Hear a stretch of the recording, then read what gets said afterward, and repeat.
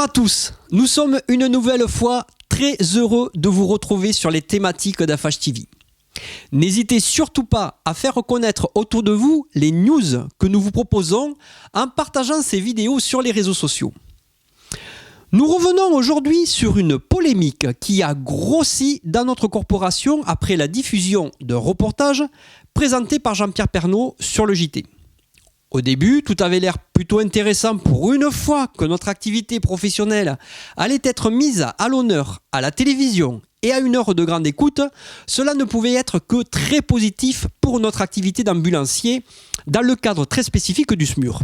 Et là, c'est la douche froide pour tous les acteurs ayant participé à ce reportage, qu'il s'agisse du CHRU de Lille, de son service de communication, du service du SAMU, des collègues du SMUR et surtout de l'ambulancier qui est le personnage central de ce reportage.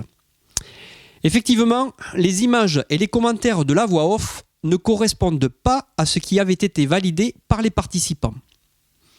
Nous nous sommes mis en quête de rétablir le sens original de ce reportage en ayant l'autorisation, bien sûr, de la société de production détentrice de ce document audiovisuel, de vous diffuser en exclusivité les images telles que vous auriez dû les découvrir sur TF1 ce jour-là. Reportage.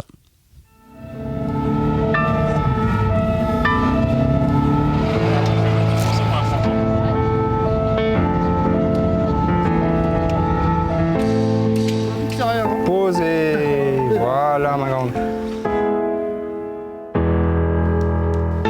Il est 6h15 lorsque Florian part au travail, quand chez lui tout le monde dort encore.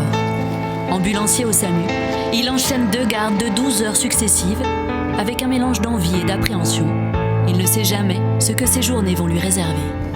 Il y a des journées qui sont plus ou moins chargées en mission. Des missions de tous les jours, des situations d'urgence.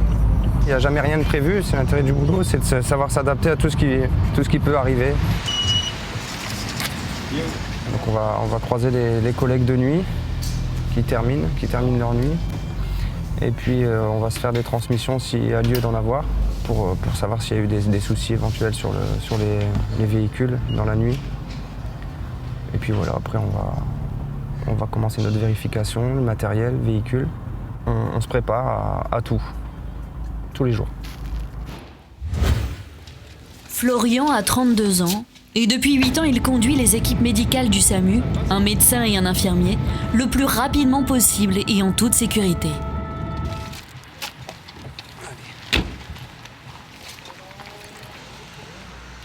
Allonger les jambes, elles ont gonflé les jambes? Oui. On va vous mettre aussi un petit masque oxygène. Hein? D'accord? Une fois sur place, son rôle n'est pas terminé. Il assiste l'équipe médicale. Le cœur n'est pas beaucoup trop vite. D'accord? Il rassure l'entourage, ambulancier. Ça va bien au-delà de la conduite d'un véhicule. Vous avez le temps de nous rejoindre, il n'y a pas d'urgence. C'est soit vous venez avec nous si vous préférez, si votre fils peut venir vous chercher, c'est mieux comme ça. En échec scolaire à 16 ans, il quitte l'école sans aucun diplôme et enchaîne les petits boulots dans le bâtiment jusqu'à découvrir par hasard le métier d'ambulancier. À force de travail, il est devenu l'un des meilleurs parmi ceux qui travaillent au SAMU et c'est devenu sa vocation. Allez, bon courage, monsieur.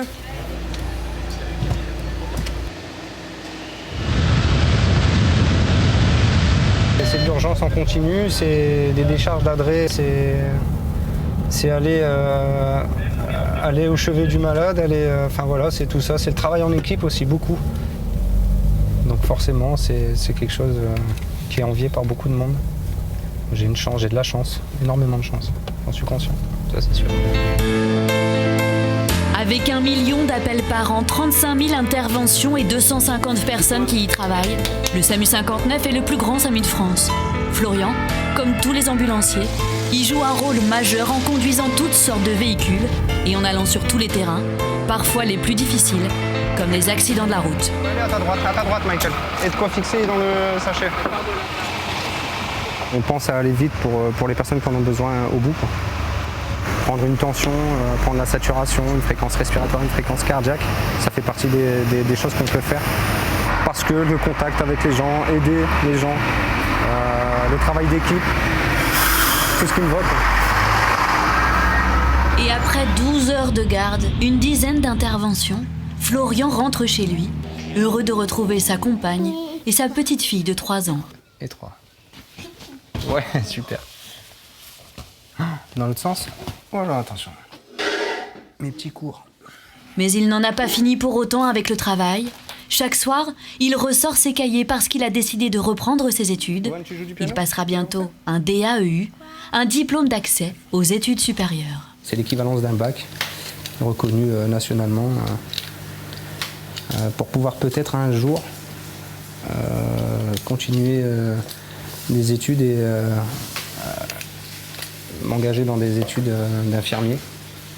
C'est dans un coin de ma tête, j'essaye et on verra. Jamais trop tard.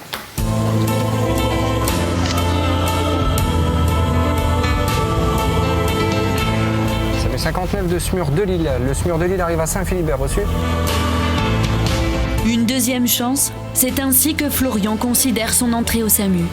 Un uniforme qu'il aime revêtir tous les jours, au sein d'une équipe soudée par le quotidien, comme une seconde famille, avec laquelle il part au secours des personnes. Je suis fier de travailler au SAMU de Lille, le plus grand SAMU de France.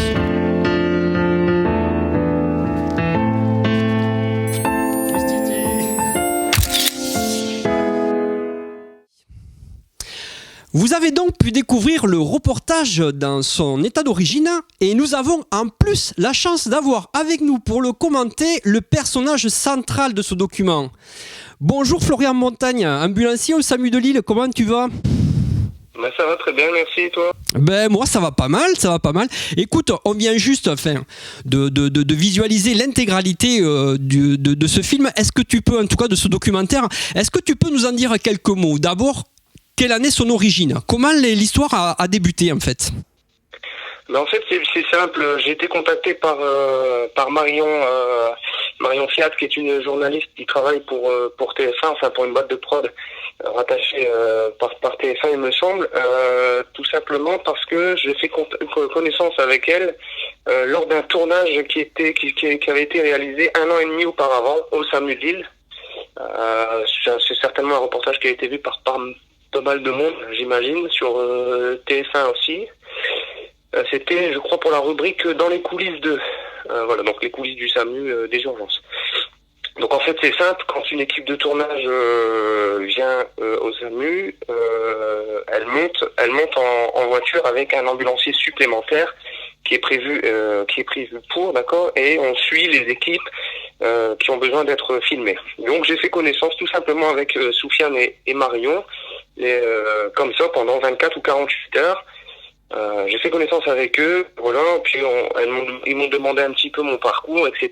Et c'est un peu ce qui les a motivés à me contacter, parce que j'avais pour eux un parcours un peu atypique, on va dire. Et donc voilà, ils avaient comme apparemment une commande de la part de TF1 pour un reportage, et ils ont pensé à moi, voilà pourquoi j'ai été contacté.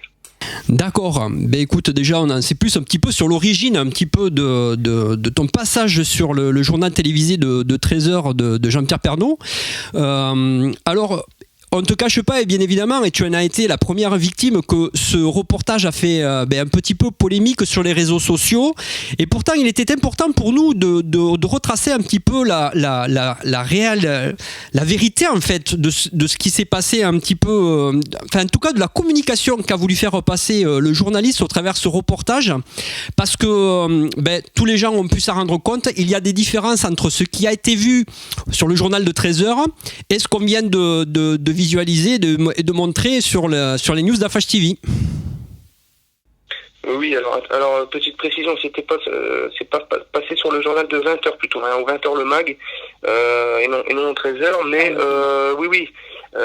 En effet, oui. J'ai en fait appris par des collègues, étant donné que moi j'ai pas Facebook et que je suis pas connecté sur ce réseau, j'ai pas vu moi directement les commentaires qui ont été faits à ce sujet, mais j'ai mes collègues qui m'ont envoyé des messages en disant voilà, ça remue un petit peu en parallèle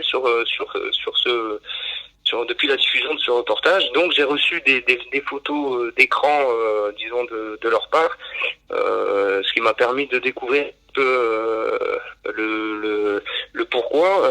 Voilà, moi j'ai bien compris en revisualisant le reportage, puisque dans l'euphorie, moi je ne m'étais pas rendu compte que le reportage avait été modifié, puisqu'il ne devait pas me passer dans cette comment dirais-je, dans ces conditions-là. C'était un reportage qui, moi, m'avait été donné et validé par MAPA, puis par la com du CHRU et aussi par le patron, par le docteur Goldstein au SAMU. Voilà, validé par tout le monde. Il était prêt à être diffusé. Malheureusement, a priori, il a été modifié à la dernière seconde par TF1, par une des rédactrices, j'imagine, qui se trouve à TF1 Paris.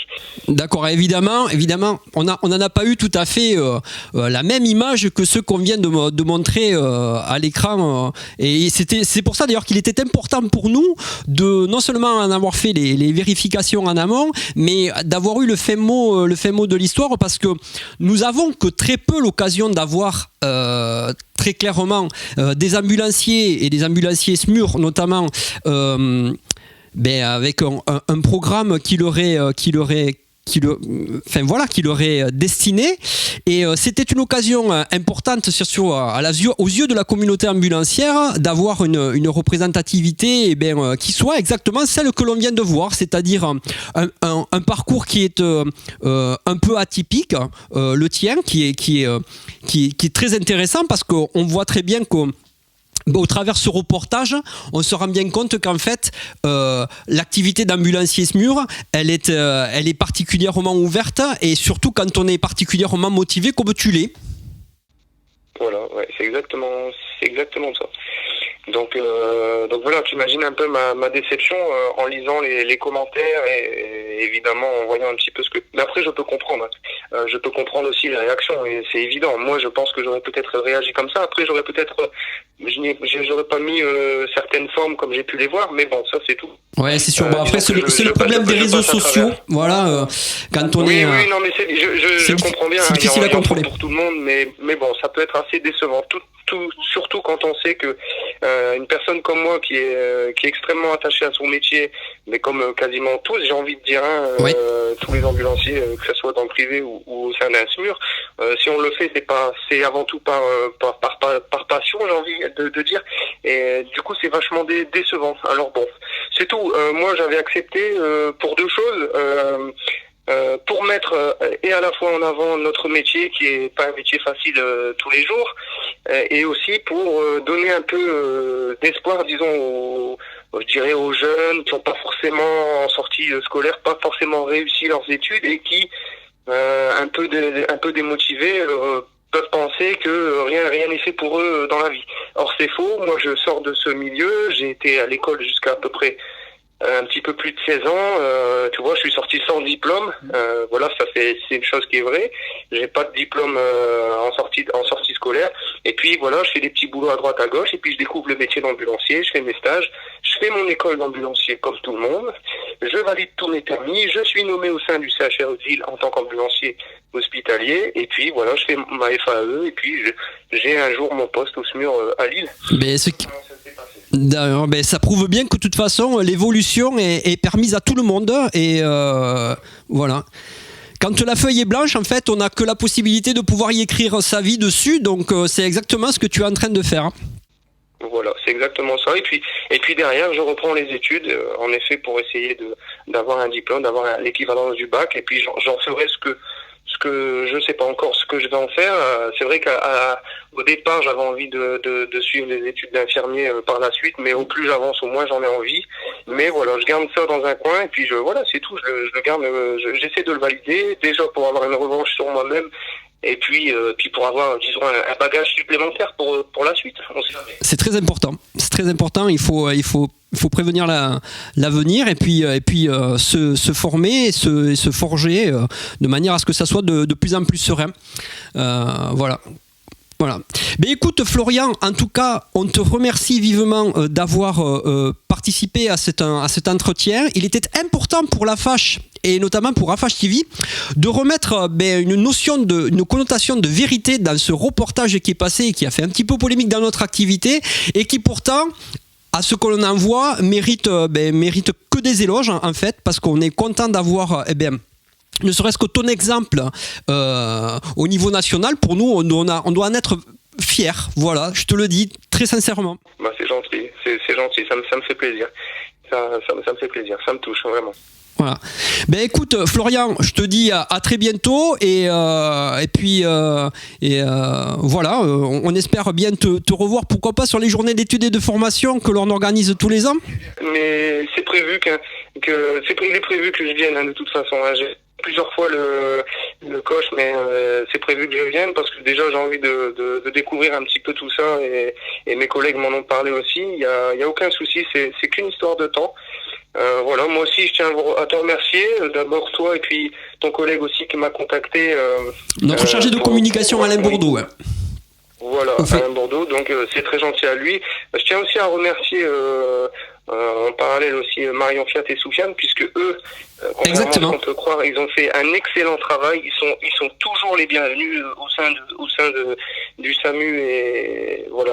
Franchement, sincèrement, ils ont fait un vrai travail sincère et sincère, plein de bonne volonté. Ils étaient autant déçus que moi de par ce petit coup qu'il y a eu à l'étage du dessus. Eh oui, je comprends bien. On va le dire comme ça. Ouais, on se met tout à fait à leur place aussi, et bien évidemment, ça nous permet à nous déjà de saluer leur professionnalisme et plus que ça, puisqu'ils ont fait du super boulot. Ouais, parce qu'ils ont carrément œuvré dans notre sens, et quand on leur a apporté notre projet que de montrer l'intégralité de leur travail sur notre chaîne, eh bien ils nous ont donné carte blanche tout simplement. Donc merci bien évidemment à eux de leur confiance.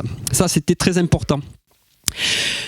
Merci bien Florian, et puis je te dis à une prochaine fois. Ok, d'accord, à la prochaine. Et bonne continuation à toi et à tes collègues. Merci beaucoup. Salut tout le monde. À très bientôt.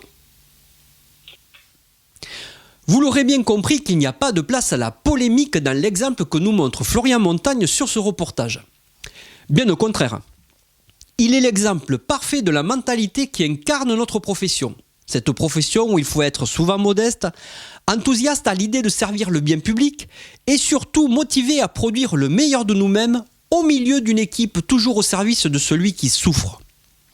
Cela aurait plu, j'en suis certain, au professeur Louis Larengue, fondateur des SAMU en France et président d'honneur de la FACH, qui nous a quittés en nous laissant entre les mains son héritage. À nous de porter au mieux le fruit de son travail et de faire en sorte qu'il continue de servir celui qui en a besoin. Il ne nous reste plus que de vous dire merci, professeur Louis Larengue.